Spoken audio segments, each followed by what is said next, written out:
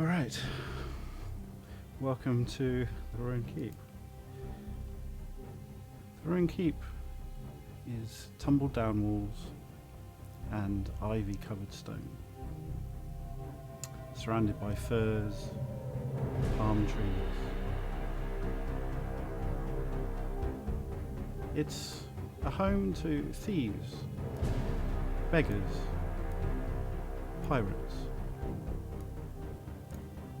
It smells of danger, and it overlooks the thatched houses of Trinidad.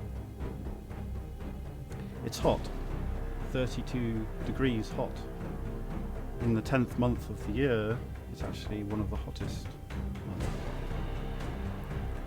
Heavy clouds hang overhead,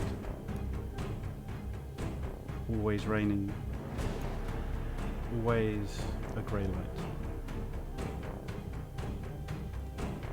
Below the Ruin Keep are the rocks of the ocean.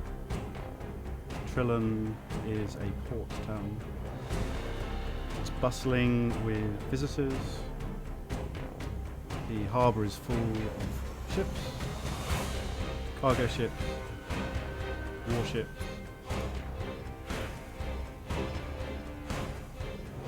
And moving quickly through the busy streets of Trilon is a young elven woman, small in a dirty brown tunic, shouldering a backpack and staff, moving purposely up towards the keep, occasionally stopping to talk to a monkey or call out to a parakeet. Alithia, would you like to unmute yourself and describe your character to everyone? So this is, as Simon said, an elven woman. She has coppery skin, very messy, curly, dark hair that's relatively long. It just kind of goes all over the place. She is wearing a green. She's got a green sash around her that seems to be quite knobbly, actually, as if she's kind of padded herself around her abdomen for some reason. And she's got two bandoliers over each side with the staff. And in her hands, she has some flower crowns, and she's wearing a flower crown on her head, and her fingers are covered in mud, and her kind of shoes are covered in mud, and she's kind of skipping along. All right. And as Alithia comes to the wall that surrounds the Ruin Keep, you can see the guard that you've come to know, not so much love, standing, leaning, arms folded, heavy crossbow cupped in the arms, staring at you as you approach. Hello, friend. How are you today? Alithia? That doesn't seem so good. What's the matter? It's hot. Oh, can I do something to help? Would you like some water? I'm covered in it. I've been standing out in the rain all day. No thanks. Hydration's very important. Really? Do we have to have this conversation every day? No, but, I like to help. What would be the best way I can help you? Move on. All right, then. Bye! And you can just see them shaking their head as you continue on and start picking your way through this kind of rough, tumbled garden of miscellaneous undergrowth, flowers, wild growth, and walk your way up to the keep. Now, the Ruin Keep is a very simple structure. Essentially, only 4 walls have survived. with arrow slits and a gaping hole in the front, which is where people go in. Inside the ruin keep, you know there tends to be quite a few people these days, just hanging out, having a drink. It's midday, so it's very busy, and as you approach, you can already smell the strong scent of sweet and sour cooking, the smell of fish, grilled pork, and some bitter beer. And as usual, you stride your way through to the back of the ruin keep, where for lunch you can expect to see some of the others.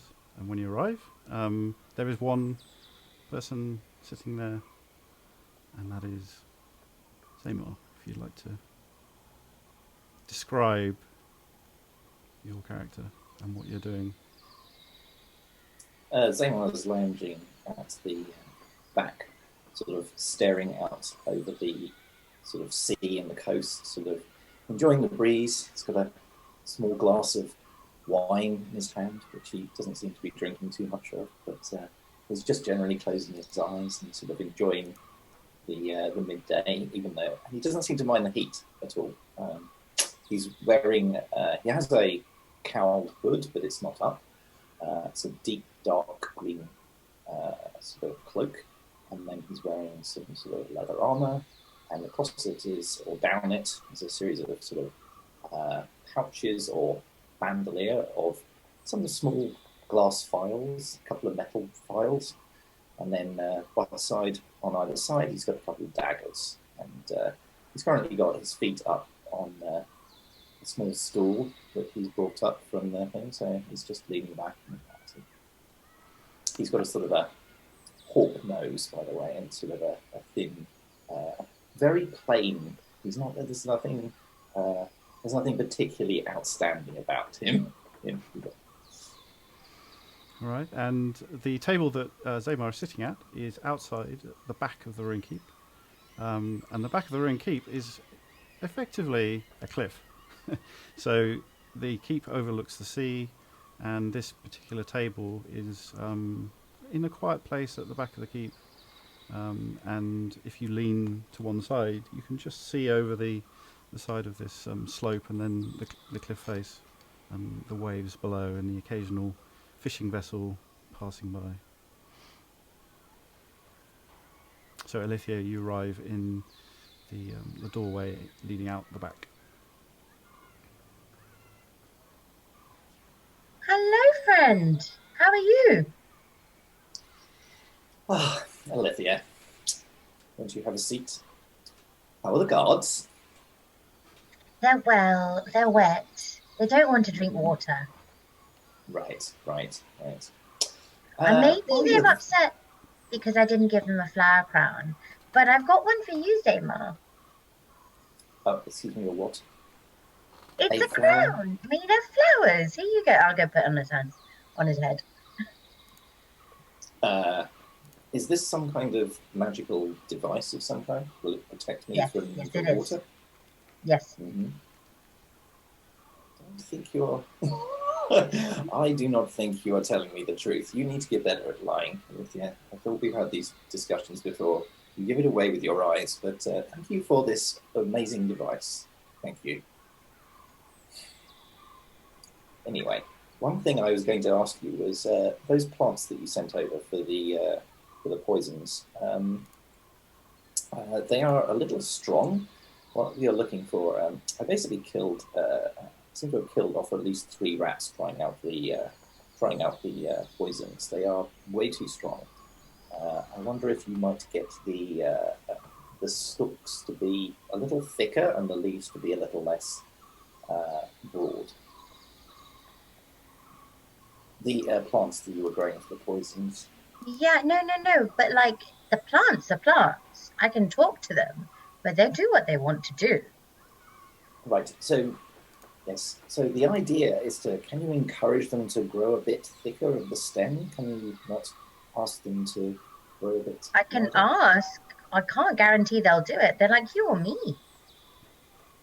Sorry. You know, if you ask Horatia to do anything, he'll say no. Well, that's Horatia, isn't it? And you have to at least tempt him to do something else that's a little more encouraging. You know, I don't know, killing somebody or something like that. That's yeah.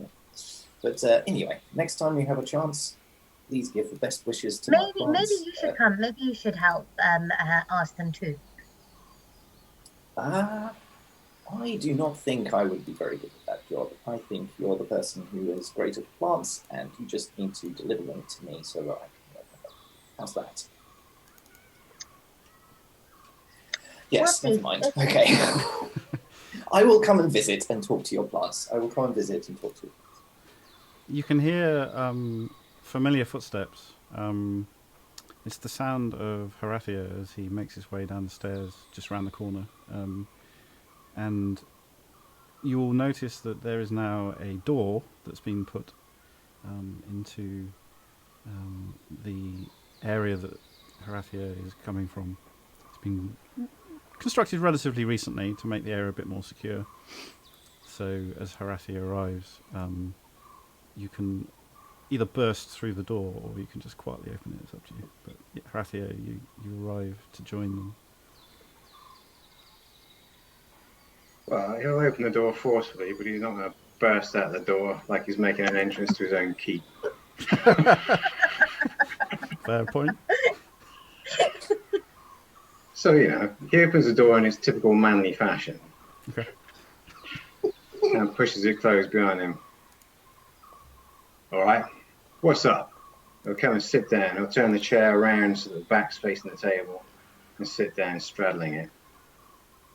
That is unusual for you to arrive on so promptly over this day. What brings you here so quickly? Look, I ain't prompt. I'm just here when I'm here.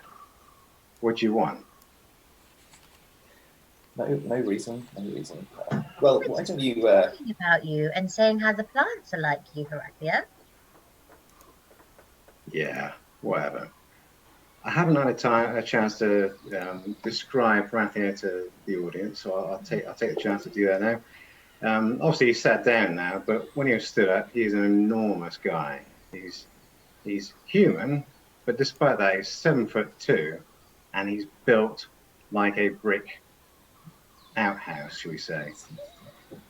You know, arms like tree trunks, that sort of thing. He's got he's getting on a bit, although he doesn't show it the way he moves and the way he acts.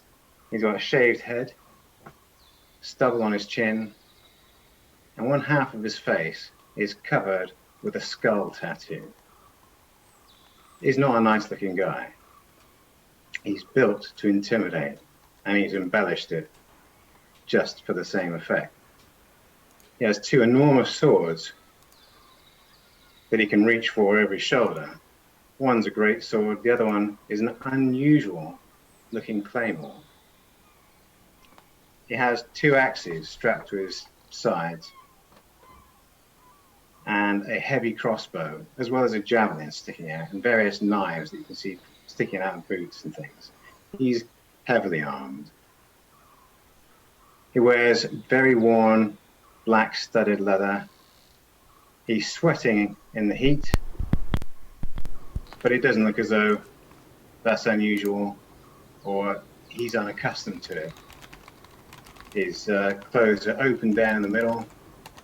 You can see the bulging of his chest muscles, and he's got a permanent scowl on his face.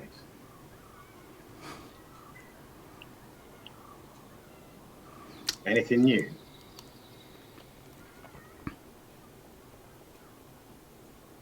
Well, fuckers, anything new? What am I doing here? I just came for lunch. Is there anything new? Or maybe Arabanners? And at that moment,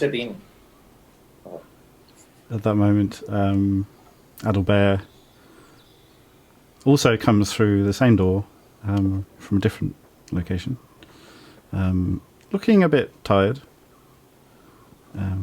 And would you like to describe your character as well? Yeah. So, Adalbert is an elf. Not as tall as Horathia, but a tall, slender man.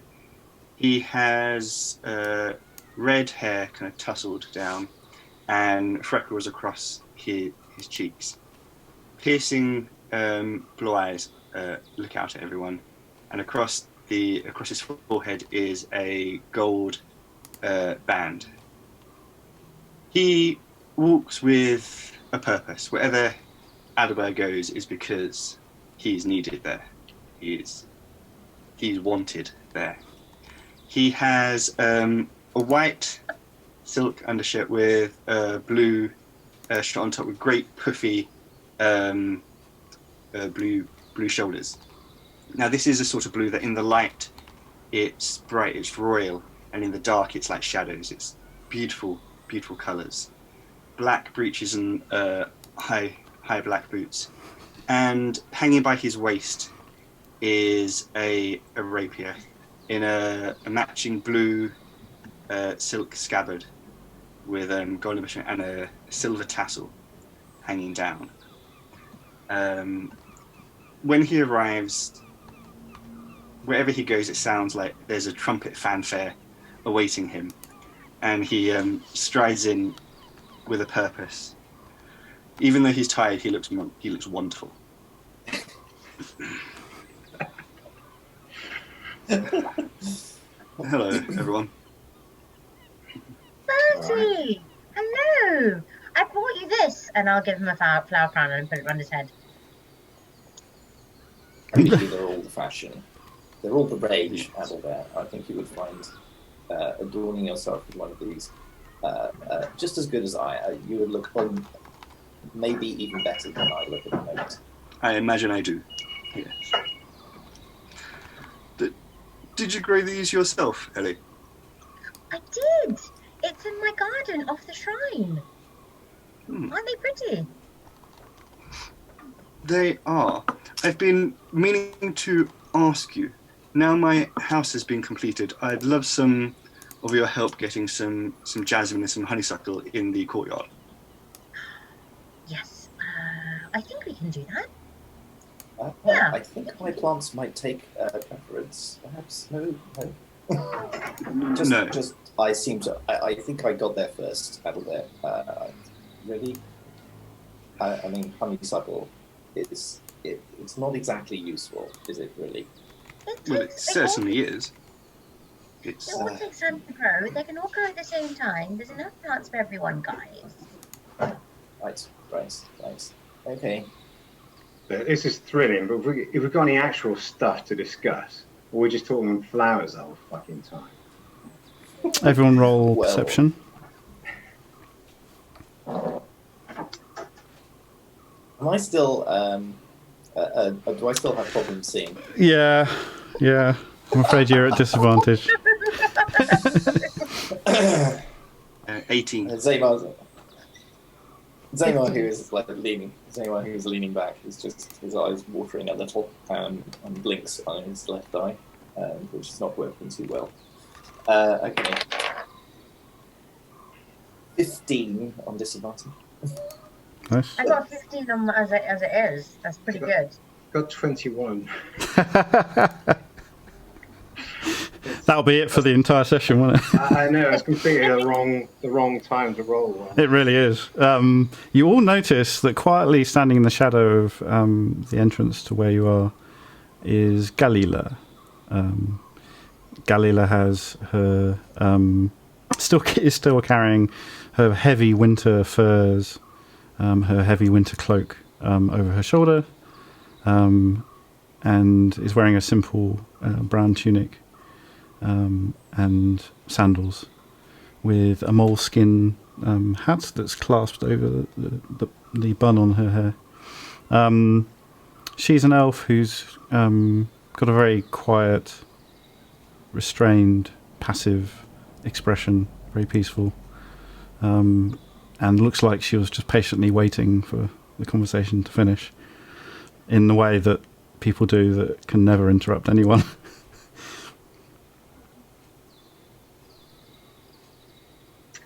Rathin might have noticed her, but he's not like letting up or giving her any indication that she should come and speak to him. Helena, my friend, come here. Aren't you warm, my dear? Thank you. Do you mind if I join you? Yes, we please. might need an extra seat. You can share with just me get down. Another seat, please. Boy, I'll wave. Seymour, get up and give her yours. Why? I've been sitting here the longest. This is my seat. Every day I sit here, and the reason I get here so early is so that Adalbert can't take it. So I have. So what you're saying is you're selfishly hogging a seat that this poor lady would most greatly benefit from. It's okay. That's low even for you, Zemar. She can share with me. I'll scooch up. I really don't want to cause any trouble. I just wanted to ask if you knew. Sorry, I'm really very sorry. Please have a seat. Adalbert will be more than willing to give up his. No, it's fine. Please have mine. Rathin is smirking. Zemar wanders with his head slightly stooped and goes out to give him another chair from the bar. Okay. Galila sits down looking sort of at each person to make sure that it's okay, and puts her clothes down by her side and gets out her backpack and sort of holds it in front of her with her arms around the backpack in a kind of protective fashion and sort of looks around at you briefly. Do you mind if I ask you something? Of course. Who's she looking at? Everyone. Oliver just inclines his head. So, one moment, and she pulls open the straps of the backpack and reaches in, and so Zemar, you just come back with the extra chair at that moment, and you can see as you walk in that she's pulling out a very strange carapace of a black insect, but it's an over-large insect. So it looks a bit like a sea crab, but it's got a black shell, more like a cockroach. And it's got 4 legs. They are 4 sort of spiked crab-like legs. And 2 little incisor where the mouth might be. It's not alive, though, because Galila's knife is through the top of the creature. And she sort of places it down and looks up at you expectantly. I have never seen this before. Is this normal in this area? Is it naturally black, Simon? Or Yes. do I get the sense it's corrupted? No, it's a natural black chitinous shell. And do I recognise it at all? Roll nature. That saves me from asking. 19. Yeah, I know. I was going to be like, the only thing I've been doing is like history at this point. 19. Oh no, sorry, 18. So the elements that I described are familiar to you and relate to insects and animals that you know, but you've never seen this species and you've never seen anything with this kind of shell this large before. So no, this is not a natural creature that you're aware of. I'm going to regret asking, but she did say round here, and seeing as this is my place, have I ever seen anything like it? I don't think you'll regret it. Roll history. No, I won't, because it's bound not to work. Oh, 16. I apologise. Okay. You apologise for making a roll. Brilliant. Yeah, see, I hate it when Rathin makes all these knowledge rolls. It bugs me. In which case, you'll be pleased to know you've never seen anything like it before. Okay, good. As I mentioned, it does have a crab-like aspect to it. Its mouth is similar to a crab's. So you recognise it from that point of view, but you've never seen it before. Is it ancient looking? As in previous fossil-like in appearance? Interesting question. Roll esoteric.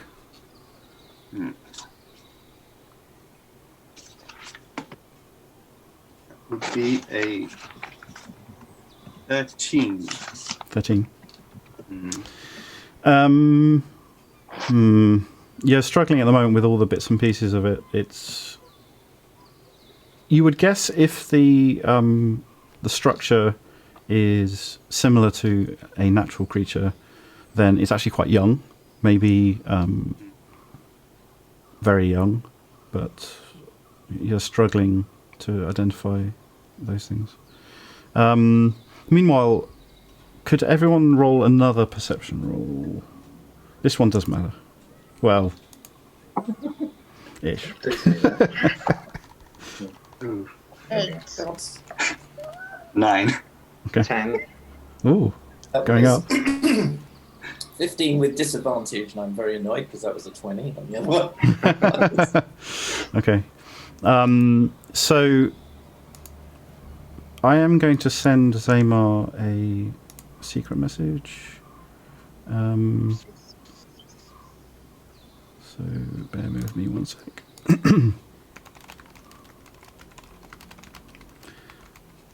All right. As you study this creature, Bran pokes his head around the corner where he's been chilling inside the rune keep. Bran is a direwolf, a huge, relatively old, black furred, turning grey with a streak of white direwolf who pads over towards Horathia, shakes his head like he's just woken up, and looks at this creature with a kind of frown. I'm going Zaymar to... edges his seat further away from the Breatho reach down and stroke him. It's just done a little bit too close for Zaymar's liking. Just backs off a bit. Alethi's going to go into a backpack and take out like a bowl or something like that, and with one hand give him the bowl, and with the other hand put the final flower crown on the direwolf's head. As you put the crown down, he sort of watches it arrive, and his eyes sort of cross over as it gets closer. And then when you put it on, he's like looking up, and there's just this scowl going over his mouth, and the sort of froth of his But there's a bowl canines. in my hand that I'm giving to him as well. Yeah, but he's just looking at his crown like, Yeah, Seriously? He's going to go from ruffling his fur to grabbing the crown and smashing it in his hand and chucking it on the floor. He's a fucking direwolf, not like the king of the fucking pansies.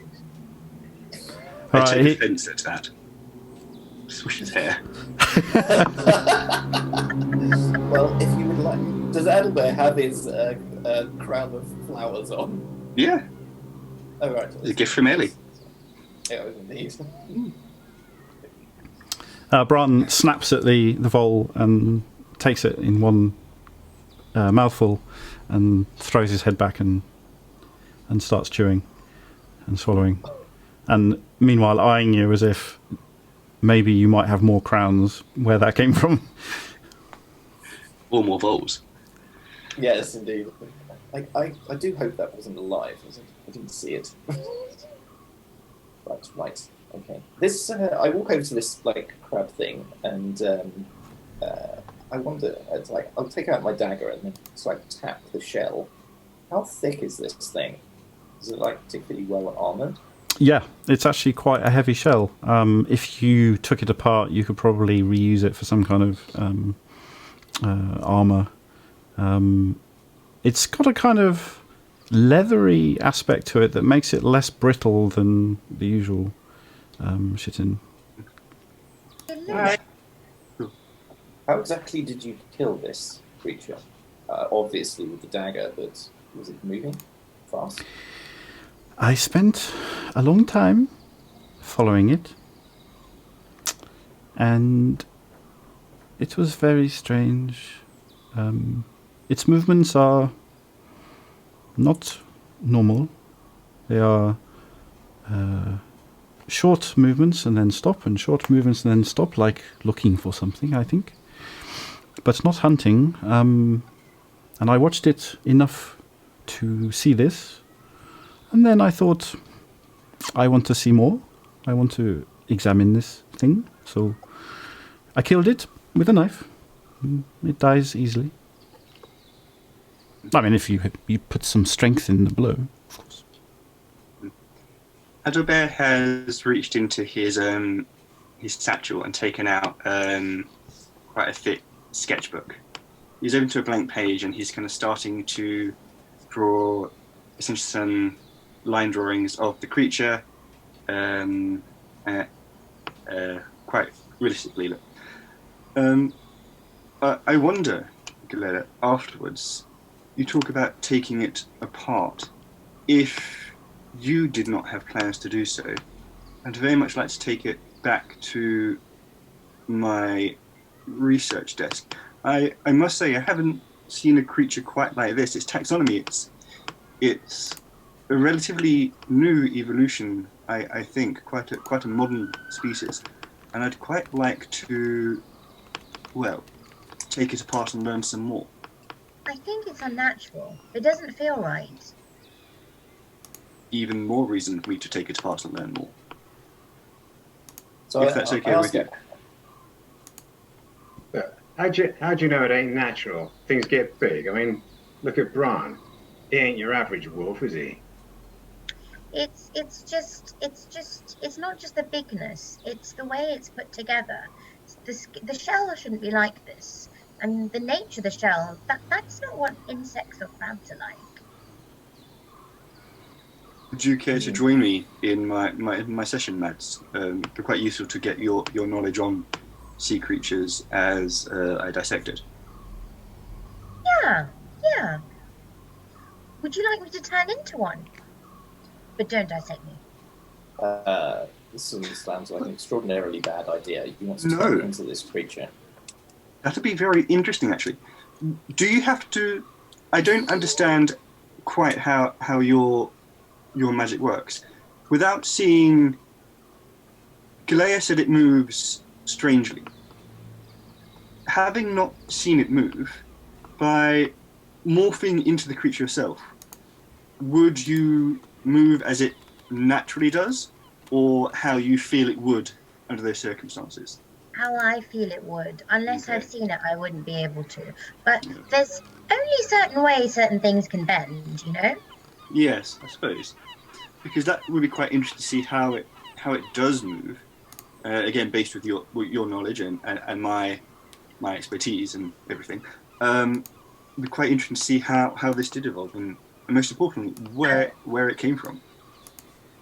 Can I Simon. ask? Go ahead. Go ahead.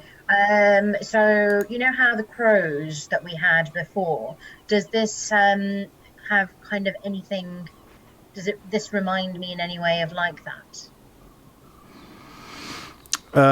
Give me a bit more. What do you... So the crows thinking? I don't think they were purely corrupted. They were still like birds. So Mm. were weird. And they obviously had like a larger force, what do you call it, guiding them and kind of controlling them. Yeah, I'm just wondering if this might be something like that. It's been sent. You'd have to probably see it alive to make that judgment. In its construct, it looks weird, but it's not abnormal in the way that you're thinking. Zamar's going to stand up and walk around the edge of the cliff. He's like looking quizzically sort of around. I'm also going to see if I can move to a position where I can see better. Okay, roll perception.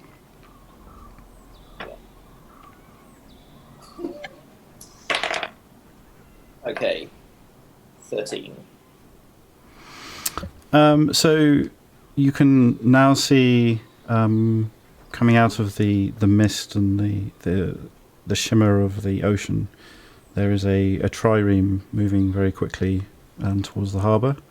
With you can just make out the square black sails, but more than that, it's quite a long way away. You need to use a spyglass or something.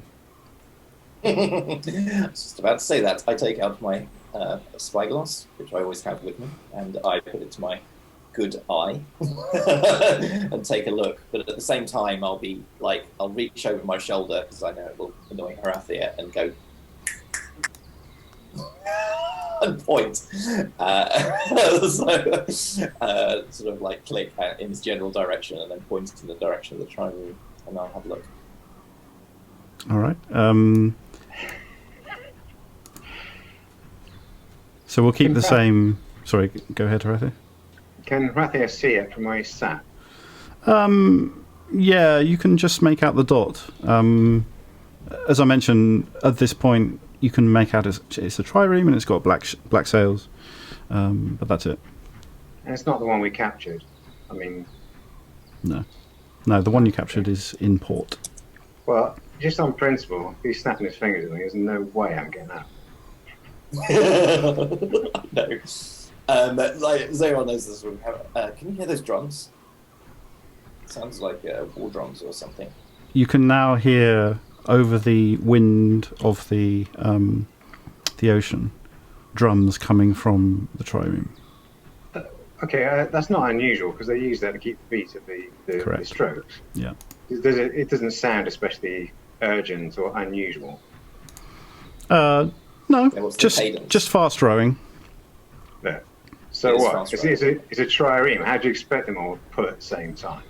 Drums. I was just mentioning that the pace seems to be good. So, speaking of triremes, I made an offer to Captain Pelir. You know, he's the captain of the trireme we caught.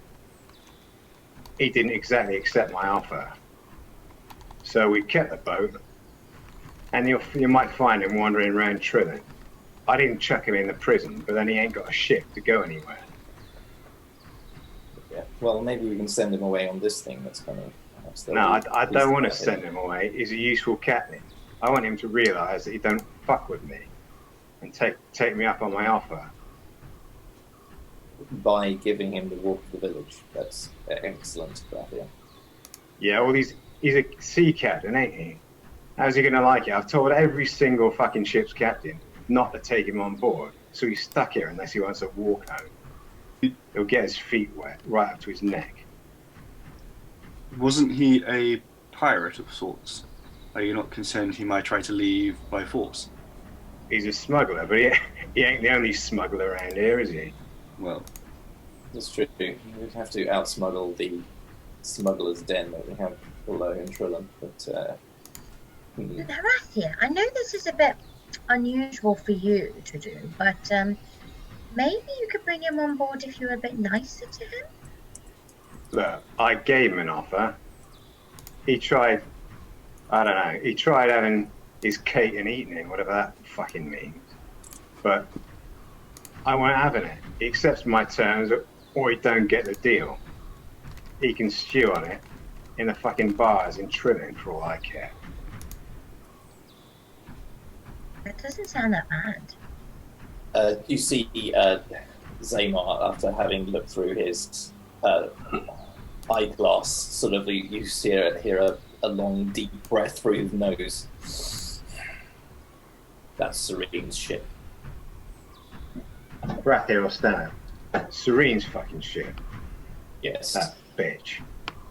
it's worse than we think, I believe. I was talking to the huntress this morning. I haven't seen you yet today to tell you, but and it slipped my mind when I saw this magnificent creature. But she told me she was coming, and that she would likely be at odds with my goals. Your goals? She's all the fucking odds with everyone. What the hell is she doing? Did she tell you that? No. Well, as long as she keeps her sword out of my gut, I'll be fine. Right. I suspect. Frath is heading off to the port. Okay. Harathia strides off. Boy, Brian. We follow him? Yes, one moment though, Ellie, while it reminds me. I also spoke to the huntress about on the way, the rain, etc. The gods are banding together. They recognise that the impact, the situation with corruption, and the huntress has promised to aid us in supporting the primordials. I thought it was important to tell you. I think none of that's made any sense to me whatsoever, but thank you for Why would the primordials need support? They never better get involved with anything. I don't think they're doing it by choice. I am Sorry, the primordials, those are your gods? Now, Ellie? Yanwei, Doren, Release. Yes. And your gods, the huntress, are the other gods? Is that correct? The Gnostic ones. The Gnostic Yes. ones. Gnostic and the primordials. Okay. Right. And they're banding together. no. The huntress has agreed to support the primordials. I think they're in danger, so when we can, we must aid. Ellie. I haven't had contact or understanding of my brother in a while. Last I knew, he was going to support Anwei, who was covered in black scales, and I haven't had any knowledge of him since. Covered in black. Okay. Serena's arriving. I had a dream as well. Oh my goodness.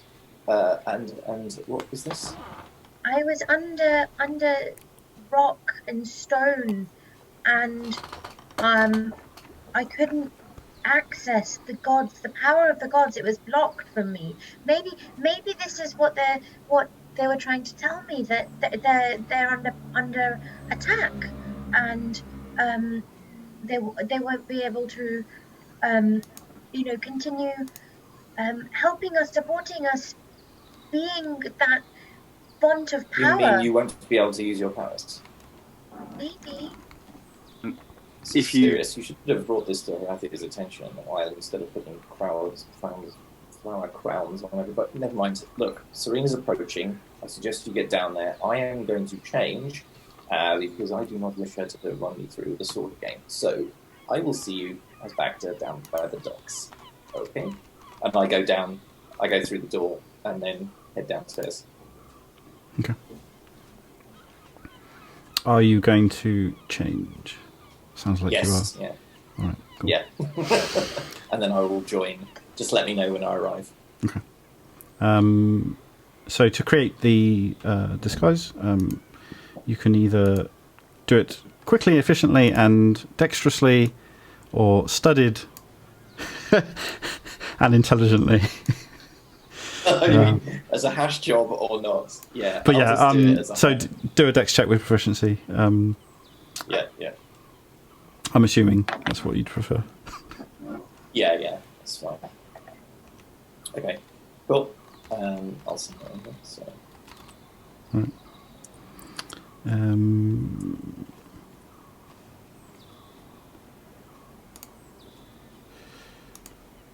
All right. Cool. All right. So Horatia strode off, called over to Bran. There was a brief pause as Bran was finishing chewing on some bones. Bran sort of drops the bones on the grass and pushes up and lollops off after you. There was then some conversation which gradually moved away from the table. Then Zamar left to get ready, and I guess Alithia and Adalbert, you sort of tried to catch up with Horatia as he strode out of the keep? Yes. And could I get someone to send the crab creature to my lab? Sure. Galia's gonna follow, and as you try and organise that, she says, Adalbert, Yes. do you mind if possibly I could be with you when you do your examination? Absolutely. It would be wonderful, actually, if you could share some more about its movements and its actions when it was alive while we do it. Yes, and perhaps we can talk about the human footprint I found. Yes, that would be very useful to talk about. Okay, good. And she sort of follows you in a bemused state. Okay, so the journey from the Ruin Keep is quite a winding journey from the top of the cliff and then down some muddy roads between thatched cottages, and as you get closer to the centre of town, the town is now pretty full. It's recently had some refugees from a nearby city, and it was a pretty bustling throng in the main streets anyway, which are quite cramped. But now it's absolutely packed, so you have to start fighting your way through the crowds, most of whom smell quite badly. They haven't got homes, a lot of them, yet. And they're making do as best they can, and bathing is not a priority. And as you push your way through the crowds, you can see this trireme arriving at the port with black sails, thick black sails that look like they've been covered in some kind of resin or oil, and a giant cobra painted onto it in gold paint, and lining the side of the trireme are the sailors who aren't rowing, and they are all wearing wolves' pelts. They have wolves' pelts pulled over their shoulders, and they have a sort of a head of a wolf thrown back over their back, which is unusual here because of the whole 32-degree temperature. And efficient storage of the ship is pulling up very quickly and being tied up, and the crew are leaping off, and so a number of soldiers with halberds and these wolf pelts are now standing on the jetty as you arrive, and striding up towards you, having spotted you from a distance, Horathia, is Serene. It's been a while since you've seen her. She's a fairly small, unassuming human, with dark matted hair pulled back into a simple ponytail, and a chain shirt, simple dark brown breeches, and quite a hefty backpack that she always has with her. And she's carrying a longsword. And she heads straight for you, Horathia, and there's kind of a fight expression on her face, like she knows how this conversation is going to go. But Horathia's not going to wait for it. He's going to walk just as fast towards her. Okay. No one's put you down yet, then. Horathia, lovely to see you again. Yeah, the feeling ain't fucking mutual. What the fuck are you doing here? I have a mark.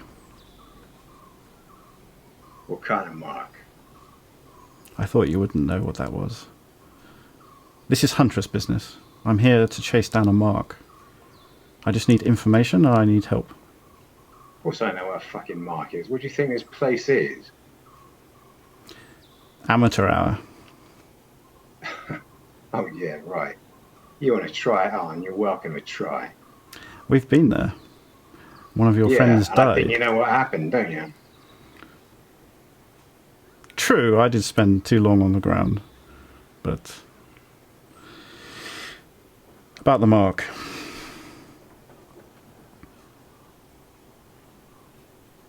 We're out here to look around. This ain't the right place to talk about this. They'll look her up and down as though she's worse than a cockroach. I suppose you better come to the keep then. All right. I was hoping you'd say that. Let's go.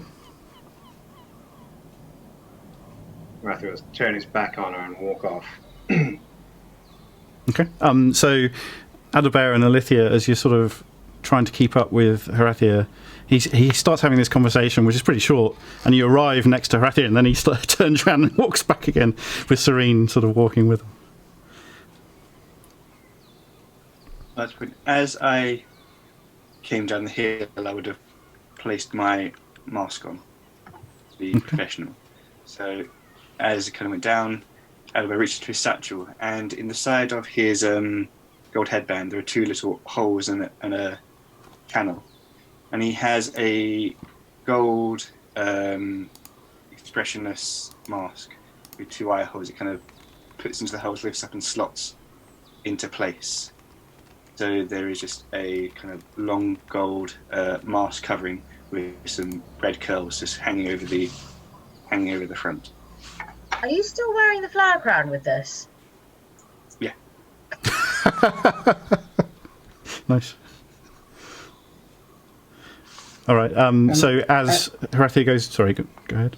Yeah, I was going to say, as he's walking, Horathia's going to look for, errand boy type people that belong to the gang, and if he sees one, he'll have a quiet word with them. Okay. He'll look to see what. Actually, no, he won't even look to see where Serene is, but he's going to give him a message, relatively quietly, that all the guards in the ruined keep should point their crossbows at Serene at all times. All right. Do you want to roll sleight of hand for this conversation? Yeah, I'm not too worried about it. She hears. She knows what I think of her. All right. So you have a quiet conversation. She sort of glances to her side as you break off and talk to this kid. But she keeps walking, and just one more look over to see what you're doing, and then she focuses on the keep and just heads in that direction. Quick question, Zaymar. Where do you want to catch up with them? Right, so Bagda was suddenly sort of walking down, but as he sees in the distance, because he's obviously looking, keeping an eye out with the spyglass, when he sees them coming back up, he turns around immediately, goes up the stairs to the edge of the meeting room where the guard with the crossbow is. I'm going to need your crossbow. Your duties here are relieved. I will take over your duties for the time being. Please find yourself another crossbow, and please return to your duties guarding Serene. She is incoming. So, yes, please make everybody else in the keep aware of her presence and shoot her if she does anything untoward. Then I pick up the crossbow. Okay, before you do that, roll either persuasion or intimidation. Okay, persuasion. Very low DC at this point. Yeah, so 19. 19. All right, there's a brief pause. The guard appears to glance around in case Horathia was there, but he isn't, and then hands you the crossbow. I then sort of basically take on his exact stance, standing at the end of the, standing at the top of the thing. Now the others already know what Bagda looks like, so I'm basically going to stand there with the crossbow across my, sort of covering it exactly the same way, leaning against and being alert as per usual. I'll wait for them to arrive. Okay, do you want to describe Bagda for everyone? Bagda is dressed in a sort of a much sort of darker leather armor, essentially, but it's the leather armor that Zaynor normally wears on, but it's sort of adorned. There's basically some extra bits go over the top for sort of a quick, so basically black sashes over the top, and then he's got the cloak is gone, and instead he has a sort of an upturned collar, which is sort of like tight in. But again, and he has no sleeves, so he's just got a sort of a tunic. The sleeve area has been removed and has basically been hastily stuffed in one of Zaynor's pockets, basically. So yeah, he's sleeveless, pretty much the same, and then breeches. So. All right. So obviously, Horathia, as you come up to the keep, you'll notice when you get near the meeting room that one of the guards is Bagda. Serene, meanwhile, was a bit ahead of you, so you caught up, but that was easy because your legs are a lot longer than hers. And and so you end up walking with her when you come up towards the keep. As soon as I get to the keep, obviously they'll have received my message, and unbeknownst to me, they'll have had Bagda's instructions. But I'll catch their eyes because I'm walking right next to Serene, and I'll do the hand signals, the secret hand signals to say shoot to kill if necessary. Okay. So as you come through the gate with Serene, you can see that there's already sort of the guard who's currently on duty at the gate is holding a heavy crossbow, and as soon as Serene comes over the cleft of the hill, the crossbow lifts up, and as you enter the keep, you can see all the guards have their crossbows, and there's this gradual sort of trained crossbow from each one of them, and Serene stops halfway up the path to the keep and looks over to you. Really? Yeah, really. You're going to tell us what you need. We're going to give you it if we can. And then you're going to get the fuck out of here. Or I could just kill the fucking lot of you. Yeah, fucking try. Alright.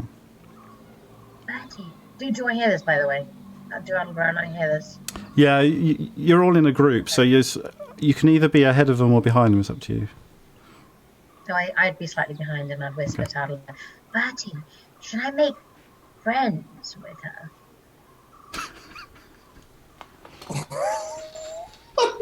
Have you ever heard the adage of the frog and the scorpion? I like frogs and scorpions. Yes. Nice friendly frog helps the scorpion. The scorpion... No, I don't think you understand. Maybe I can channel the power of the gods to make friends. Oh, I see. I think, if I'm correct, people know that they're your friends afterwards, don't they? Yeah, but by then we can have sent her off. But by then she'd rained fire and brimstone like the dragon she is. I think perhaps not, Ellie.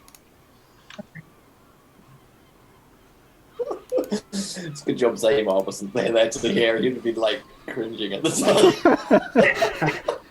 GM opens character sheet. Yeah. All right. So Serene has paused. She looks around and had the conversation. She then makes her way back, heads up to the main body of the keep. So the group of you head into the keep, and all of you will see Bagda. Are you at the front of the meeting room? So on the door of the meeting room, basically. Yeah. So the guard who normally stands outside the door, it's a guard on the way into the meeting room. That's where I am. Okay. Cool. And I'm pointing the crossbow at Serene, but yeah. So I'm just going to be exactly the same as all the other guards. All right. For no reason at all, this might be a good time to bring up the battle map. All right. Look at it. It's just looking at those nice little chairs. Where it was, the day was starting so well. So the battle map has lost its filter. Okay. Some technical issues with battle map. Oh, interesting. Yeah, the mask has disappeared. That's weird.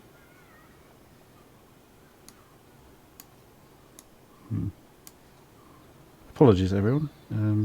It's okay. Why is there no mask on it? I'll just take a pause while we do it. Let's. So while the others are they in the? If they come Bagda see them down in the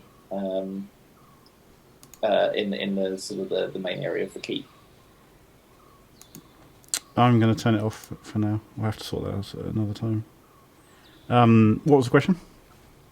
No, it's fine. I was just going to do other things while while they were counting. So yeah. Yeah, we'll have to do without the button map to... for the moment. I'm not sure why the mask has stopped working on that. As it all kicks off. Yeah, let's see. So you're on the door. As you head in to the, are you going to the meeting room, Horatia?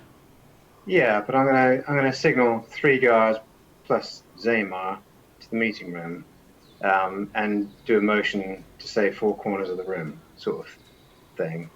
Okay. Yeah, I'll open the door and then fill out into the corner, basically. So I'll open the door for them and then step into the meeting room, turn around. Okay, so just as a reminder, the meeting room, as it's called, is not much. It's a 20 by 25 foot space. The right-hand side, as you go in, has a hole in it, in the wall, which has collapsed. And there's a simple wooden table with a number of chairs, very sort of old, rickety wooden chairs around it. The main thing is that on the door there is a guard, Bagda, with a heavy crossbow, and nobody is allowed in that room apart from those that Horatia allows in. And now Horatia's gone in, and did you say 4 guards are going into that room? Yeah, so I want 1 in each corner of the room, obviously including Bagda in one of the corners. Okay, so just as a reminder, your retinue has increased somewhat. Galila is still sort of bemusedly following you. She feels like she's in the middle of a conversation and she doesn't know that she's not needed. So she's there, Bran's there, you're all there, and you've now got 4 guards. It's only a small room, so it's now quite a tense, packed room. And I should also point out that as Adalbert left the ruined keep, a guard named Baha stepped in to follow at a distance. So you have quite a few people with you. Baha's going to stay outside the meeting room, but the rest of you still fill it quite a lot. Yeah, just a point of order. Alithia's friend is not allowed in this conversation, so she has to stay outside. Okay, so basically, as she approaches the door, it's kind of like the door is closed in her face, and she just stands there for a bit. So Bagda will hold up his hand and then sort of make a pointing motion to go back down the steps, and then please wait below at the bar while we finish this conversation. I'll come find you later. I'm so sorry. Maybe you should get a drink or some food. Clunk. He closes the door of the conversation. All right. So, in the meeting room, which chair do you take, Horatia? I will wait until Serene sits, and then I'll sit opposite her. Okay. She goes over to the far end of the table and sits down at the chair there. All right. Well, I'll still sit opposite on the far end of the opposite end. All right. Just because I've got to be facing full on for proper effect. Well, if it was a Game of Thrones table, it'd be quite funny, but it's quite a short table, so it's certainly intimidating on both sides. Serene sort of falls into the chair in a very slovenly fashion, and kicks back and leans casually, watching you, quite intently watching Horatia. What about Bagda? Are you going to come in? So you shutting the door and coming in? Inside. Okay, right. Cool. Yeah, I'm going to shut I was shutting the door on Ellie's conversation and sending Gallia down to the bar, and then I turn around and I'm hoping that Serene has got her back to me, and I will just stand there with a sort of. The reason I'm doing that is that I want to actually point the crossbow down, because I don't need to have it. For starters, I'm not very good at using a crossbow, so I'm just going to be pretend holding it. But what I want to do is, like, if she is to sort of like lean it down so that I can hold it one-handed, basically. So the idea is to have at least one hand free, so that I can drop it For the purposes of this, I'll be holding a reaction to throw a dagger at her if anything untoward happens for the entire turn. So, Elithia and Adalbert, are you taking your usual sort of side chairs? Yes. I'll probably, if I can, sit to Horathia's right hand. Assert my position. You're muted, Matt. Seeing as though it was like a round table, I would probably sit on the other side, so we're kind of opposite and flanking her. Okay. And I would also, I feel like I would recognise there's a tense atmosphere, so I would also prepare a cantrip. I'm sure everyone is excited to see what happens. Adalbert, as you sit down, Serene is watching you, and in your kind of dramatic sit at the right hand of Horathia, she looks a bit puzzled and kind of looks at the two of you, and you've made her think at least. All right, so That's time for everything. the meeting room comes to a quiet, expectant silence. Garcia? All right. So what do you need to know? We hold a ship last night. We couldn't take it. Managed to get away. And we believe it's probably nearby. But we're not sure where. They managed to get away. So rather than go up and down the coast on our own, we'd like your people to have a look as well. What kind of ship? It's a trireme. Took a big hole, so they're not going to be going anywhere further soon.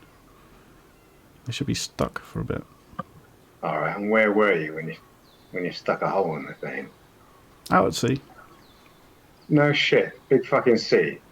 Like, tell me where. You can maybe work out how far it can go. I reckon it's probably in a cove near here, like north or south of here.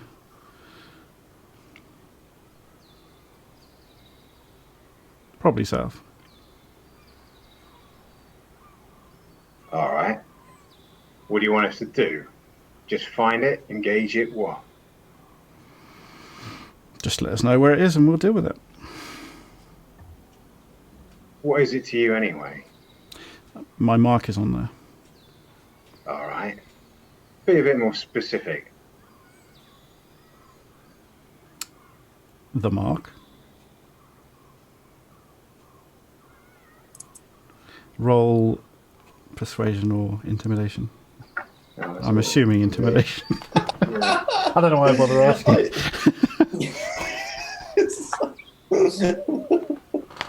16? Pretty rubbish.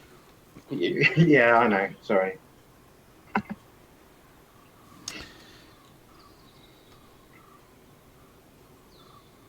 I'll tell you what you need to know enough that you can help. Oh, that'll make a change. Go on then, spit it out. So I'm looking for Lady Menola. Recently of Valo.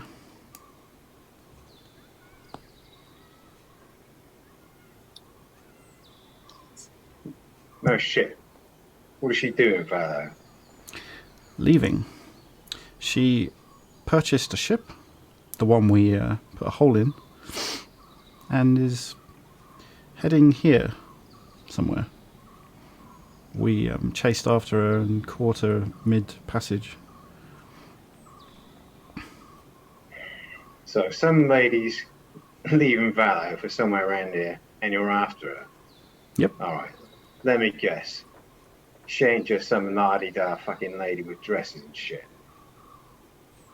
She's like Lady Doreen and that sort of type of lady. No, pretty much la-di-da with dresses and shit. What the fuck are you after someone like that anyway? The Huntress doesn't tell me everything, Horathia. Nah, I bet and you tell us even fucking less. Yep. If you want our help, you're going to have to be a little bit more forthcoming than that. I can tell you that she is a relatively short Asian woman. As you said, nice dresses and shit. Bit of silk. Blue, from what I heard. Carries a lot of luggage. Might have changed. This ship, she was got money because she bought the whole ship and crew. All right. Any known associates? Why is she coming over here? We have no idea. We're lucky we caught onto her in Valo. All right, but she's obviously important. You must Yep. know some shit. I mean, is she like some sort of spy or something like that? All I know is she's important enough for the 8th cohort to go after her. All right, we'll find her. So you just want us to find her, tell you where she is, and you're going to go off and deal with her like you did last time. Yeah, like we did last time.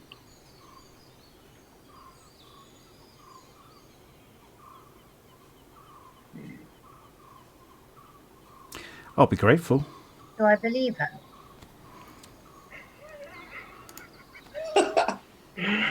Roll insight.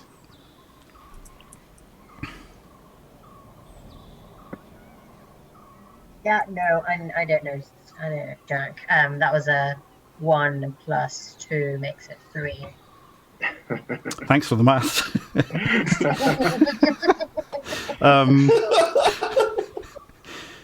Okay. Yeah, that doesn't give you a lot. I know, Jack. She's definitely annoyed and frustrated, but that seems to be the way she is when she arrived. She looks very tired. Her eyes are sunken. She's got shadows there, and now that she's in her chair, she's kind of relaxed and taking it easy. But she looks like she's been wearing herself out recently. Apart from that, you think she's telling the truth, maybe, but you don't believe her out of habit. So, All right, we'll find her for you. And what would you say if instead of find? oh, you cut out, Mr. Roberts. Somebody else can take We'll that find. request. We'll find her for you. All right, you caught up now. Yeah. Okay. Sorry, I can see my connection's unstable. Sorry? I'll try one more time. No, we heard it. We heard did? that last. Yeah. We did. Oh, fine. So you heard all of it, though. Oh no, there was more. Go. So What? the bit was he's trying to say provocatively. So we'll find it, and maybe we'll have a little look around while we're there, just to see what her reaction is. I feel like you should make a roll of Yeah. something. Intimidation. Just general intimidating her, I fear. 26. She bristles physically, so you can see her back straightening, and she snarls a little bit and looks daggers at you. But there's a brief second when you caught her, like she's a bit tired, and then she realizes you were trying to wind her up. Go ahead, doesn't bother me. Just let us know where she is.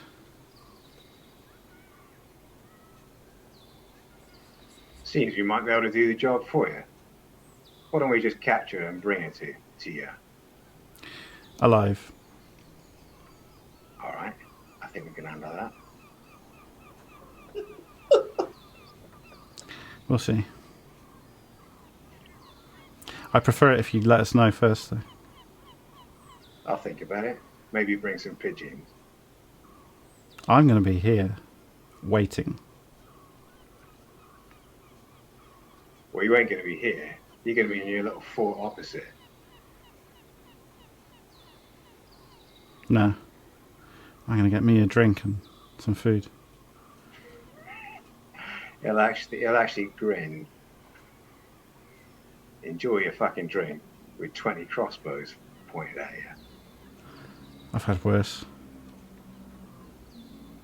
Hector shuffles his feet slightly. Are you pointing your crossbow at her? He wasn't, and he's not, and he honestly doesn't trust himself that he would just accidentally let it fly, and then, yeah, so no, he's not, he's pointing it down at the moment, but that's only because you can't see him, so. So if we ain't got anything else to discuss, start off and get yourself a drink. Alright, what was that? Sorry, Mads?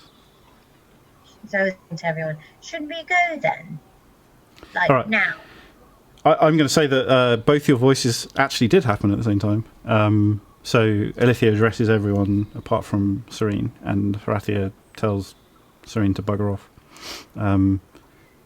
Serene looks at you for a moment of, okay, shall we just go now? And then she sort of shakes her head and pushes her seat back and gets up and goes over to the door.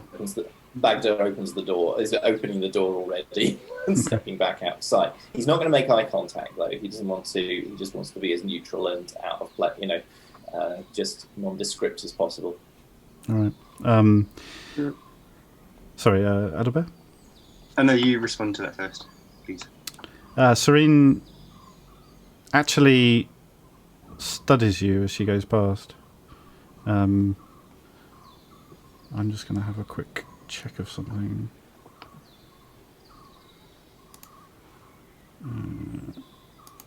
So there's a brief moment when you're eye to eye.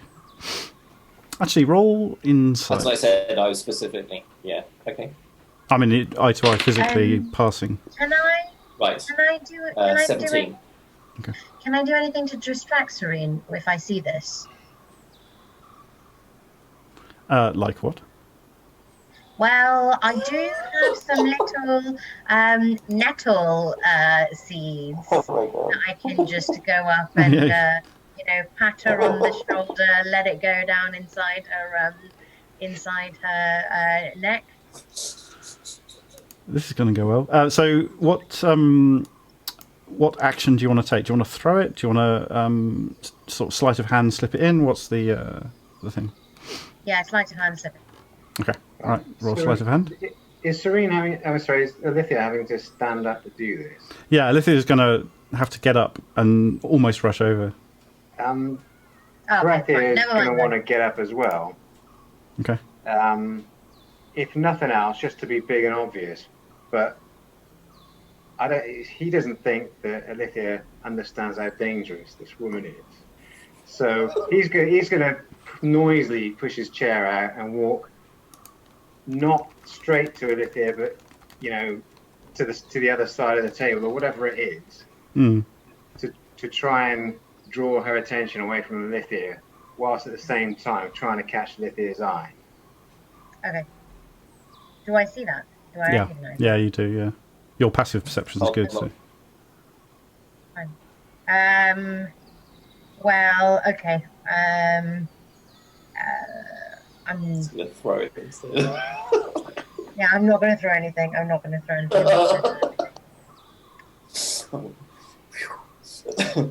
All right. So, Alithia, as you got up, the sudden movement of the room and the fact that she was relatively close to Bagda, who is an armed person, and Horathia was suddenly moving. The entire room was kind of shifting. Serene, as she reaches the door, she stops, and all of you at the same time suddenly feel very, very uneasy, like you're about to throw up, or that there's some kind of terrible nightmare you've just woken up from. Is that familiar at all? Did that happen before at one point? Yes, it did. Can you remind me of the exact? It's you feel the exact same thing. The last time you felt it for quite a while when you first met her. That's right. Yeah. Rogerton. Yes. Why? Is it? No, Is it- go on, Tom. Go ahead, Go on, Matt. Matt. No, you go, Matt. Go, Matt. Is it a magical feeling? The feeling is not, but it might have a magical origin. Roll Arcana.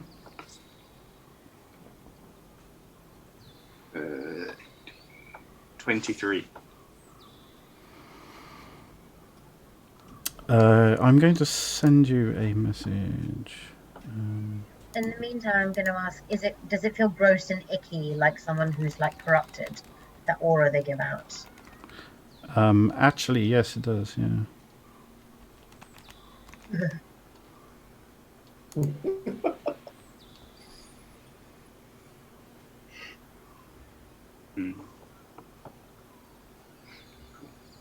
I'll wait till she's gone. Okay. All right. So there's a brief pause as you don't quite enter initiative and combat, and then she leaves. Okay, I'm gonna push the door closed behind her, like loudly. Okay. I'm going to indicate to the 3 extra crossbowmen that they should leave as well. All right. They file out, and only Bagda is left with the rest of you. Throughout this conversation has been going on, Alibert's been kind of sitting there musing, contemplating what the Huntress had been saying about how Suri may be against his ideas and wishes. Does he know anything about the lady whose name I've forgotten already? Serene? No. Manola. The lady.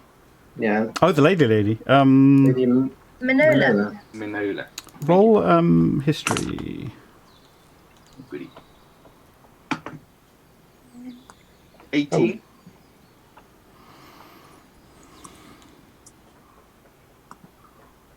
18. Yes.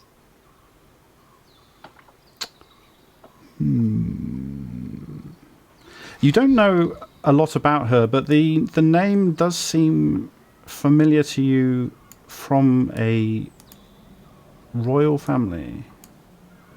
It's the sort of name that in history has been used by the royal family of Arasia.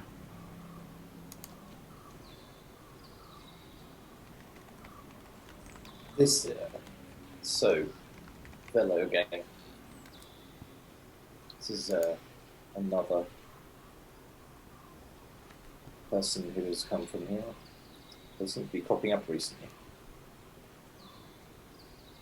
That ship that we accosted from the pirate smuggler, who was heading to Velo, wasn't he? Yeah. Well, They it got might this. be. They got the stuff for the forgotten tribe that's corrupted people. They got the stuff from Velo to send to them in Laos. I'm still trying to think how this all connects to me. Lady, Of course, everything connects to you, Albert. Why would it not? exactly.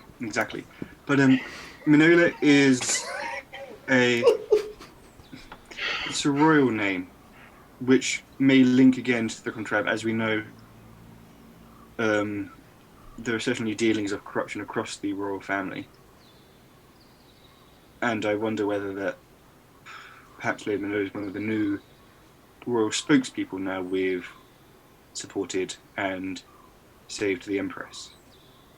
So when we saved the Empress, when we saved the Empress, I remember that the rest of the Western Empire, they were corrupted, were they not? So perhaps she escaped, or she was not there, or she was staying in Valo, and then she decides to escape when she finds out what's happened with the Empress.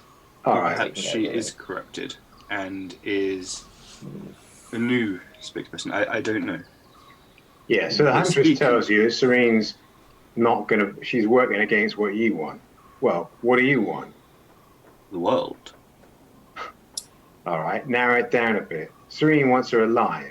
Do you want her dead? I don't know her. You should All put right. her in the box. Yes, the box. Though, you know someone who would go well in that box? Our certain queasy-inducing friend is very almost there. Oh, she's corrupted, all right. Not quite, actually. Well, she's been so corrupted that she put a sword through someone who she shouldn't have put a sword through. Shift uncomfortably. Mhm. I wonder whether one of my colleagues has, if she was corrupted before, one of my colleagues has done something perhaps not as effectively as I might have. You know, I'd like to see that. I'd like to see her in a box. Fucking 6 feet under, preferably. I was going to say, would you let her out? We should go to this Manola person. We can figure out what we do when we get there. Come on. Before we go, I would like to explore that creature before it rots on my table. Perhaps we go in the morning? Yeah, hold on a sec. Bar, can you escort Sir down here? See if he knows anything about this lady. Sure. Adalbert, don't leave. And he walks out. You've been sneaking away from your guard too, Adalbert. Sorry, I didn't hear that, Mads. Have you been sneaking away from your guard too, Adalbert? Why would I sneak away from Baja? Kind of glistens across my eyes.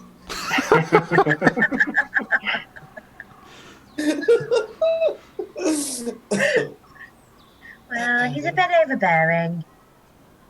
I think you can do better. Are you offering? Oh no, we're siblings. We have family supper time. I know, Mads, I know. That got weird very quickly. Let us just go back to at least talking about weird scuttling things, and then that will make me feel a lot better. Right, what are we supposed to be doing? Are we going to keep an eye on Serene? She's just going to stay here? Galila also said that there was a person with the weird scuttling thing. No, she said there was a footprint. A footprint belongs to a person. Fine. Well, There are people all over Trident, so what? Yes. I think there was something odd about this. Yeah, All right, somebody- let's speak to Serta, decide what we're going to do about this ship and this lady Manola, and then we'll get her in and have a chat.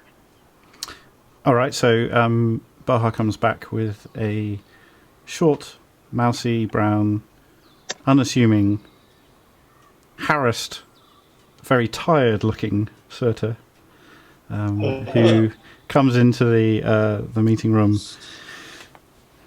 and sighs. What? I've got like a billion things to do. All right, it'll be quick. Turns out a certain bitch called Serene is after a lady Manola from Valo. Know anything about her?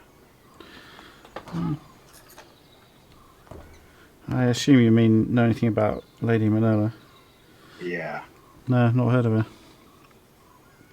Put some feelers out, all right? Yeah, will do. What's the urgency on that? We've got quite a lot going on. Well, we got to go out and try and find her because she's lost her. Oh, okay. So it would need to be fairly soon. Don't put too much on it. I just wondered if you knew. There's got to be something significant about her that Serene ain't telling us because she don't tell us shit. All right, I'll get some people on it. You are recruiting, yeah? You look Oh yeah. fucking wasted, man. There's a lot changed in the last few months. Well, get some help. Yeah. I can't find anyone who's good enough. Not yet, anyway. I'll keep looking. All right. And he leaves. Right, so I suggest we send boats north and we go south.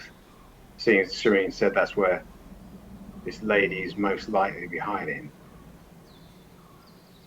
Come in? Seems like the pre-equals faction. I just wonder if she is worried about speed.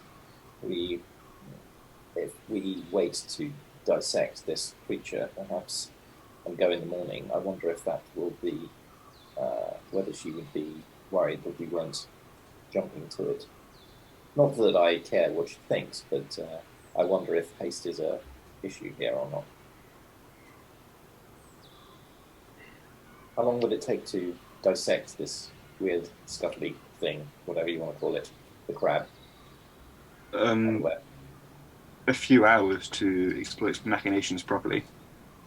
Could we put it on ice? Would it make something very cold? Pickle it. I suppose so. Obviously fresher is better. Look, can you have a quick look at it and then pick it or whatever you need to do? It seems like a bug ain't that important. Let's make it cold. Actually, I think Rathia, as much as I hate to say it, has a good point. I reckon you could probably, by the time it would take us to prepare a boat to go after her, then it would probably be enough time. You could meet us at the docks, Ethelbert. I mean, if anybody could, I suppose I could. But,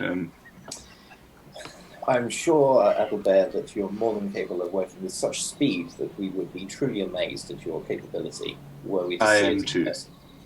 But unfortunately, we have to go and get the boat ready. So we'll see you soon. Yes. Ellie, are you coming? Yes, let's get to Galila. And as we're walking on, so Galila, tell us about this person. Wait. Because Rathia is going to stop you. I ain't walking around just for the sake of having a chat with this thing. Get her in here. I walk over to the door and open it, holding the crossbow still, and then... is she in the bar area? Yeah. Yeah. I call up to Galila a moment. Sorry, I said, Galila, a moment, please, and gesture her over. Okay. She was just leaning against a wall, staring at the door, waiting. So she immediately hurries over. And then I close the door behind her, and then... She looks a bit like a student just called into the headmaster's office. So, Galila, Alithia says there was some sort of footprint. What about it? Ah, yes. It was a human footprint and naked feet in the jungle. I would say bad idea. If you want to travel quickly, then shoes are better. You all have shoes. Just one footprint, or are you talking tracks? I tried to find more tracks, but I think this foot maybe pushed off, and it was strange because I couldn't find a landing place. I looked in all the different trees and things, and nothing but this foot. So sometimes you have luck. When you're tracking, you see this footprint because the ground is soft and easy to leave a footprint. Maybe I missed something, but it was strange. So I assume that this thing couldn't do what Alithia was suggesting. If there was Alithia turned into, you can turn into creatures, and you were suggesting turning into this crab. Is it possible that somebody else can do what Alithia is doing? It turned into this crab or something? Or am I... But if you did that, once you kill the crab, you become a human again. But it's not the crab, but perhaps another. Were there any other tracks around Galila? Any animals? Yes, I saw many of these little spiky tracks from this creature. And also, I think, many creatures like this. So I found this one alive and brought it to you. But I think there are more. And they are near this footprint, so I don't know. Was it a child's footprint or an adult's footprint? It was small, so maybe young. But I can't tell if child or not. How recent? Oh, very recent, I would say. I found it this morning, very early morning, and I think it was last night, maybe. And is it before or after the tracks of these bugs? I cannot tell the time that closely, but similar time, I would say. Yes, similar time. You know that creepy baby child, Algernon? Aldenor. Yeah. Thought had I crossed don't my think- mind. But he wasn't barefoot, was he? The last time I saw him. No, he wasn't. He was wearing shoes. I think. Yes. So, really interesting. Oh, I suppose we should look at this. And just one last thing, Garcia. How did you kill it with this knife? Was it easy to kill? If you find many creatures like this, like lobster, if you find the angle, then you can just stab. And that was easy to do, was it? As long as you were between the... I had to scales. hunt. I chased and waited Right. for it to stop and then killed. Look, this is all bloody fascinating, but tell me, how do you rate your tracking abilities? You good or what? Yes, I am the best in my tribe. So if you're so good, what's your explanation for this footstep, this mark? I think it jumped. Yeah, but jumped, what, flew away? Yes. It is possible. Couldn't it just climb up a tree? I looked and I don't think so. So we got some flying child or something working with bugs. Is that what you're telling me? That does sound Recruiting kind bugs, of perhaps. silly, but yes, I would say flying child with bugs may be a good description, yes. Brilliant. This day is I working out too well so far. I do have a question. So I'm not. I don't know ships. You have a question. Yes, I have a question. I can ask a question. Of course, please do. Go ahead. Don't be mean to her. I found that ships are like land. No, so if you go from one place to another on a ship, then it's like you are on a piece of land. That's true. So I don't understand why some ships the land might be this angle. Like, it seems strange. Are No, you I asking didn't get any of that. why ships rock in the water? No, I'm asking why you would not make the land flat if you want to travel. Seems strange to have a very strong angle. Must be uncomfortable. Fall off, maybe. What's that got to do with these fucking bugs? Nothing. She was just asking why. Keep to the fucking point. If you want to ask that sort of thing, ask somebody out in a bar. Who gives a shit? Okay. And she walks out.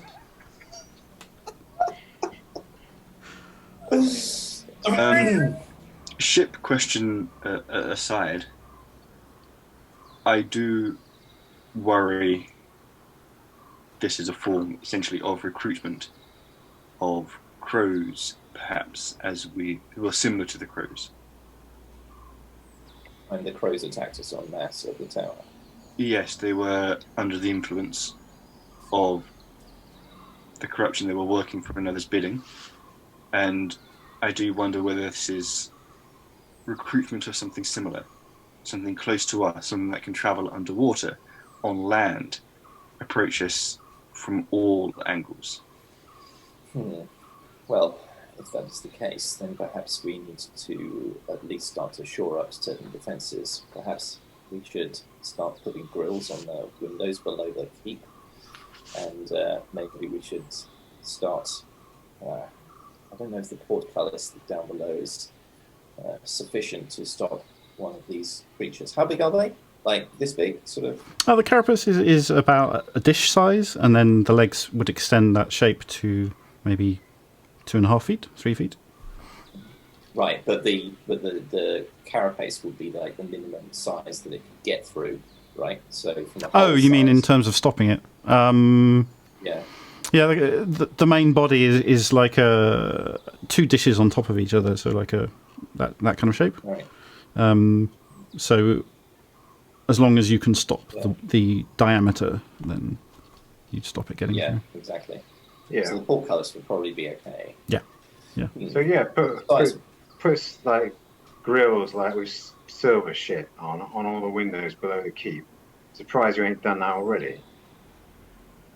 Well, they have grills, but I need to check to see exactly what size they're only recently put in. But the portcullis is sufficient, so maybe we should start leaving it down. I think just to be on the safe side. We do not wish these denizens to rise up from below and attack us. Okay, I will send word.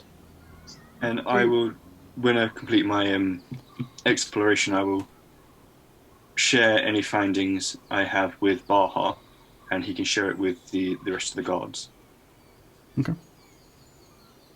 Just a question: the Forgotten Tribe don't go around with bare feet, do they? No, they have very soft leather shoes, very short, like mini boots. Right. Okay. And there'd be no advantage to walk around in the jungle barefooted. I mean, I suppose there's lots of poisonous stuff that you don't want to step on. I mean, if you wanted to get the sensation of the floor, then barefoot would give you that. But... Okay, one last thing. We have encountered things that jump before, but they weren't human feet. They didn't have human feet. They were like reptilian or something, weren't they? Correct, yeah. And we had those spiders. Those were white crab-like things, weren't they? Yeah, they were a very different shape and material. Good. Do the Ostravi have humanoid feet and wear shoes? No. Cool. They've got huge, great clawed feet. They do, yeah. All right, as you sit around the meeting room in perplexion... Is that a word? I feel I've lost my words. Standing, by the way. It'll do. Back to standing. Sorry, and back to standing. by the way. Yeah, with the crossbow stuff. So. And these thoughts are passing through your mind. We will end the session as we have reached almost 10 p.m. So if you have time, then I have questions. Absolutely. Yeah. Passing on to the audience, I don't know if they're still there, but Anthony popped in while we were going from the port up to the ruined keep and said, gather more NPCs. So that was quite funny. Gather more NPCs. We did end up with quite a few. Yeah. And LA Chase said they're an acquaintance of Chris, been watching, and they're going to leave now, but have fun for the rest of the session. So I don't know which Chris that was acquaintance of, but yeah. What was the handle again? LA Chase, I think. Or well, CHASSE. It's not obviously anyone that I asked. Okay, cool. No, and I haven't told anybody. So. Oh right, okay. Well, it'll be someone. Well, cheers anyway. Oh, wait, there's some questions. Oh, we have a couple of questions coming in. So Fantastic. I have a bunch of questions, but now people are asking in chat. So there's a question from Roger Rabbit, cool name, for Adalbert. I don't know how you want to take this. Is Adalbert a big thinker? Yes. I'm going to take that in the sense that he's extremely knowledgeable. He takes pride in his understanding of the world and others and their adoration of him and his role. So in terms of thinking, knowledge for Adalbert is power. Herathia has muscles and little else going for him, whereas Adalbert has kind of not as many muscles, slash any, but he has his brain as his weapon. So big thinker, big ideas. Okay. There's a question for Alithia from Roger Rabbit as well. This is more sort of character creation. So Roger Rabbit, we tend to keep our characters' stats and all those kind of things secret from each other, just to keep the mystery and to make it more real. We're trying to play this a bit more like a simulation than a game. But the question for you, Alithia, was Alithia's skills for transformation. Roger Rabbit missed the setup for that. Is there anything you want to say about transforming? Yeah. So Alithia, as you found out, can transform into animals. But the nature of the animals, as I said earlier, was that unless I kind of know them, I can't. If I see them, I can become the animal. But unless I know it, I can't be the animal and act in the same way. It would just be my interpretation of that. And yeah, that was it really. All right, cool. I'm not going to tell you how or why I did that. So I'll keep an eye on chat for more questions, but in the meantime... I wonder what sort My of... sister asked, what was the esoteric role? Yeah, let me pass on through everyone, and then I'll get back to Adalbert for that. So a question for Mr. Roberts from me. When people ask, where do you see yourself in 5 years' time? Did you ever expect to be live on the internet playing Dungeons and Dragons? Yeah, I'm not sure I expected to be live playing on the internet playing Dungeons and Dragons this morning or 5 days ago, let alone 5 years. So yeah, no, it's a new experience, and no, I wouldn't have thought that I would be. But thanks for a lot of your hard work. Here we are. Yeah, well, indeed, we are. Mr. Harris, a question from me. What do you think is special about D&D? What do you get out of it? Oh dear, oh dear. That's a really hard question to answer. For me, first of all, it's just incredibly fun. But I think that I don't know what it is. It's kind of, I've always thought of it as brain training. Like you can go and you can do, like training at a gym or whatever. Like the key thing for me at D&D is that it's all about problem solving. You're actually encountering things that you'd never normally encounter, but you're forced to constantly solve problems. So as we had today, how does this little detective puzzle fit together? And so you get to plan with a group, all of these things, and you get to try it out in an environment where it's safe. And that everybody can have a great fun time doing it. So yeah, that's what I love it. So, yeah. Cool. Question for Adalbert. So this is the one that Mads was referring to. A question from Joe Frith Jones. What was the esoteric role early on? Do you want to speak? You don't have to say anything about it, but do you want to talk about that a bit? Yeah. So I'm sorry if this isn't what you're asking. You already knew this. But esoteric knowledge refers to knowledge that's very specialised, known to very few peoples. And kind of going back to my earlier answer for Adalbert as a character, that to me is knowledge is power. He takes pride in the things he knows and takes more pride in kind of rubbing it in other people's faces. So the role that he has is part of my character, part of my class, and I can go back to my studies, go back to my learning, go back to my understanding to highlight things, very specialised things, understanding at a deeper level. Cool. All right. Mads, a question from me. What do you enjoy most about playing Alithia? Oh, about playing Alithia.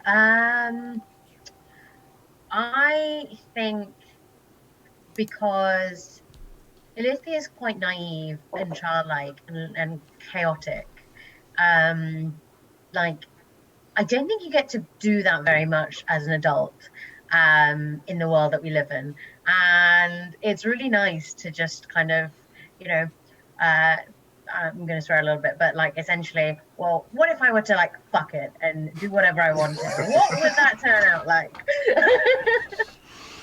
So yeah, that taps into that part of me, I suppose, which is we have found out many times exactly what happens when decides to go, or rather, Lithia decides to go fuck it. Yes, that's been brilliant. Yep, it's funny. A question for Mr. Roberts from me. What was Horathia's favourite toy when he was growing up?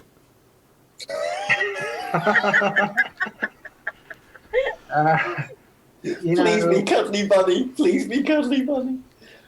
No, it depends what sort of age, to be honest. Because if it's teenage years, it'd have been some sort of weapon like a knuckle duster or something like that. Or I don't know, something that you could do exercises on or something, you know.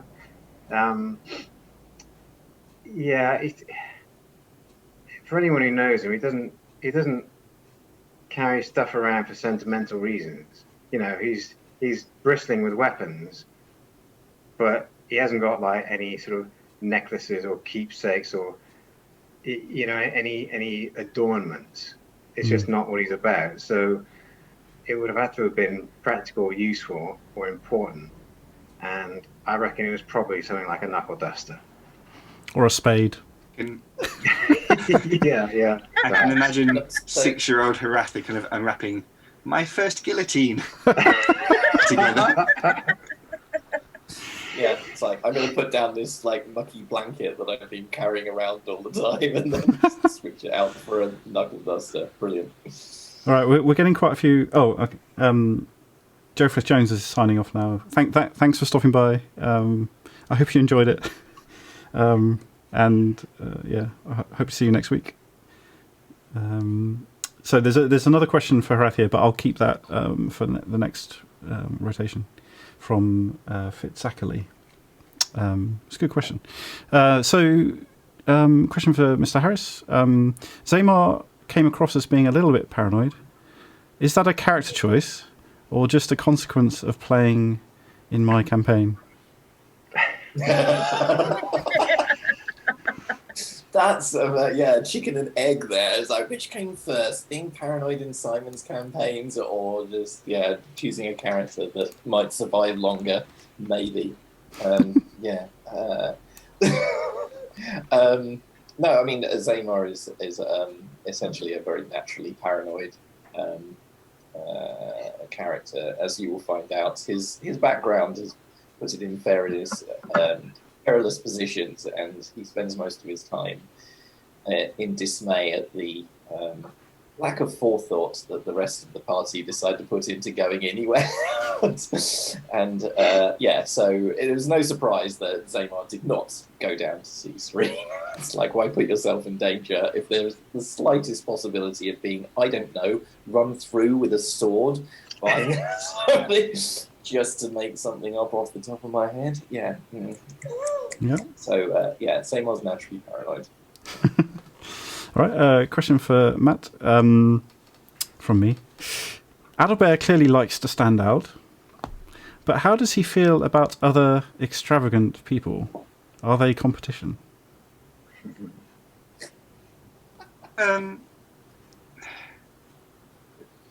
It's odd. For Adalbert, standing out is a way to...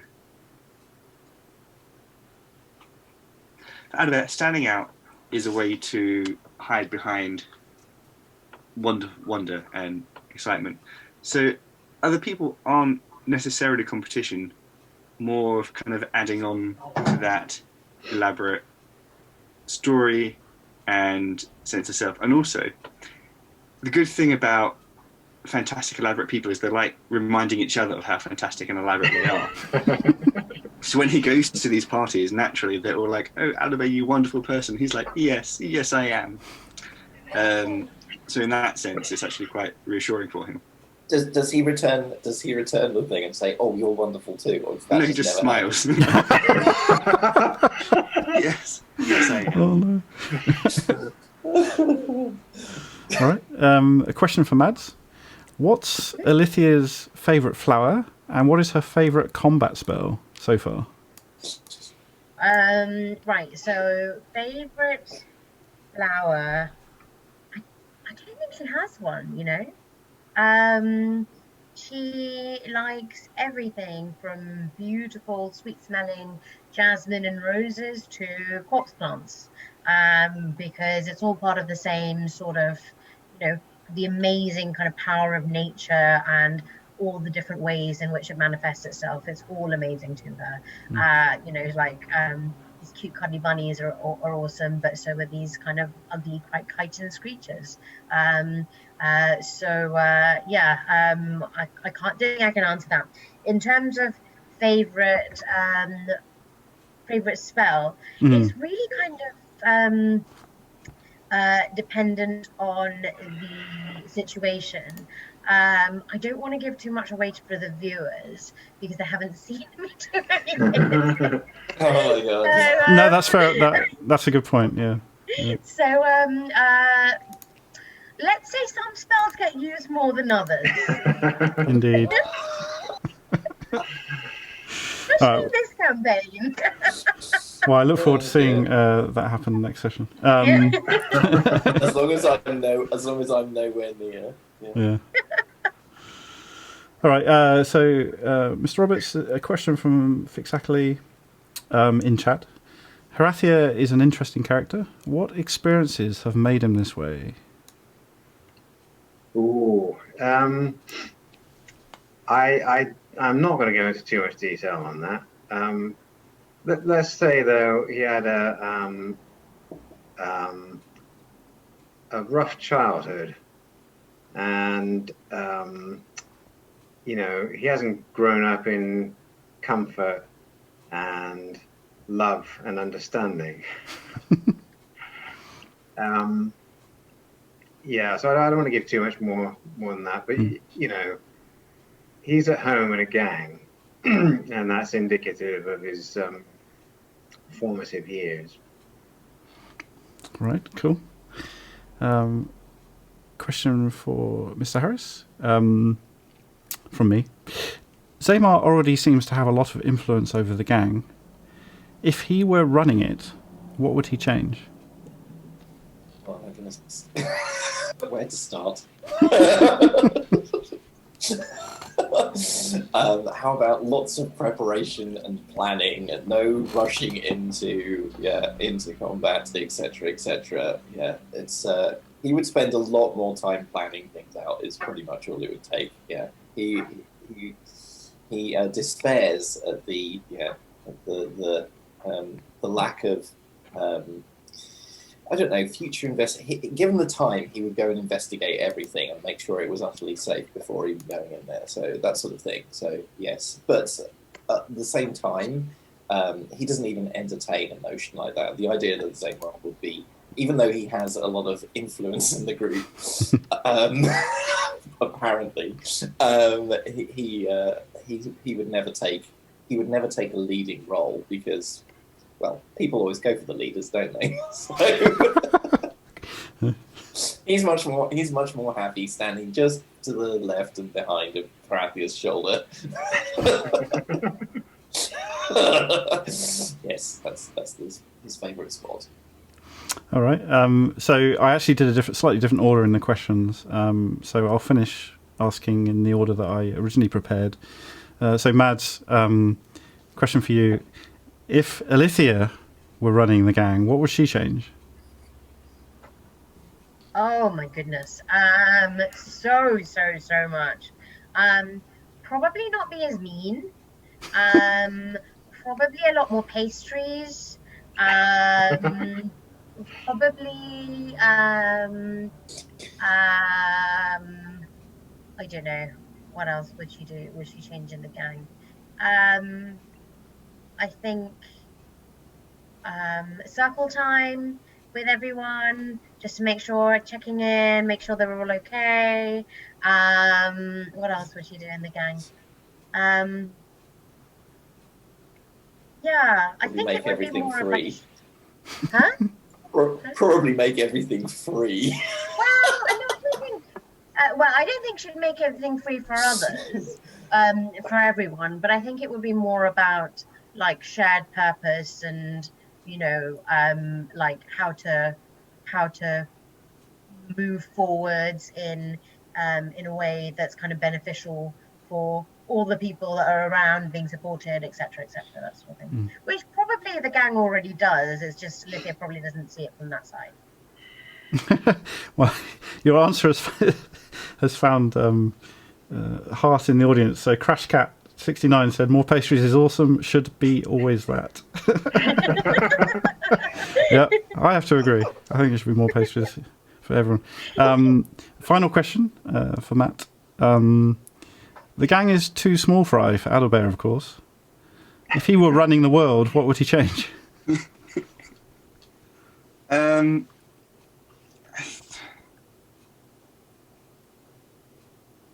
If he was running the world, it would be a much prettier place. So aesthetically, there'd be much to change. But I think he'd essentially turn...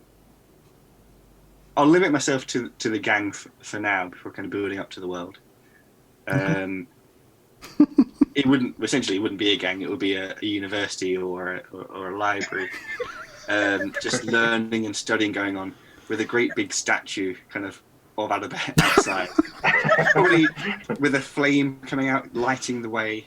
He's igniting the flame of knowledge in all these in the people. Actually, it's the same as the world. There's be a giant statue of him that everyone looks to, and it ignites a flame of learning within them. Like Colossus or something. Like Colossus, yes. But, well, at least it's safe. Yeah. It is safe. Very inquisitive.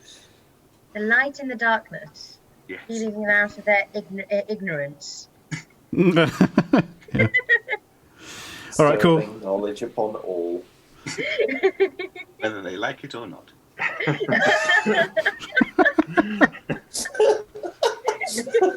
Bringing the peoples out of ignorance. Whether they want to be brought out or not. Fantastic. All right, well, thank you everyone for watching. We've come to the end of the session now, so we'll be signing off, but we'll be back again next week at the same time, 8 o'clock UK time. If you have any questions that you didn't want to bring up in chat, then you can email us at ruinkeep@gmail.com. I'd like to say that the link is in description, but I've just remembered that's one thing I didn't put in on our Twitch. But anyway, it's ruinkeep@gmail.com. There's also Reddit. And yeah, we've got Reddit. We've got Discord if you want to join Discord. And And Twitter. You can follow us on Twitter. Yeah. And I don't even know what we're going to post there. Yeah, I'll try and get the video up on YouTube at some point as well. And some comments from chat. Looking forward to next week. Thanks, Sean. Cool. Primo Bidoof, congrats on the first stream. Thanks, dude. Thanks for turning up. And thanks for staying all the way to the end. Cool. And we'll see you all next week, hopefully.